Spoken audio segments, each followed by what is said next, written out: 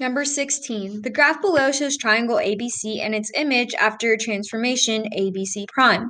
What is the algebraic representation of this transformation? Now, if you're not paying very close attention to this, you might think that it is a translation. But here I see that this is actually a reflection. It's being reflected across our y-axis.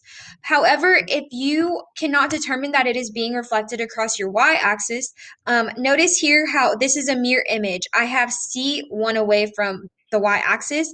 I also have C one away from our point of reflection. I have B 3 away. I also have B 3 away. So this is a reflection.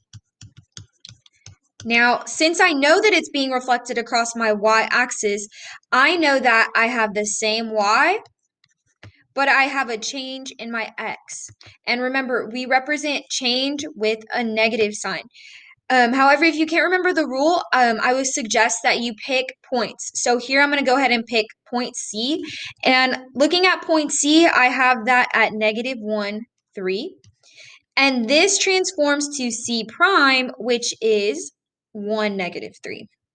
I'm sorry, this is -1, -3, and C prime is 1, -3. So here we always start off with x, y at the beginning of our transformation of our rule, and this transforms to, looking at my x's here, I went from a -1 to a +1. That tells me that they did not stay the same, they changed, and we represent change with an x. So this is -x, and then looking at my y values, I had a -3 and it stayed a -3. So this means that there was no change, it stayed the same.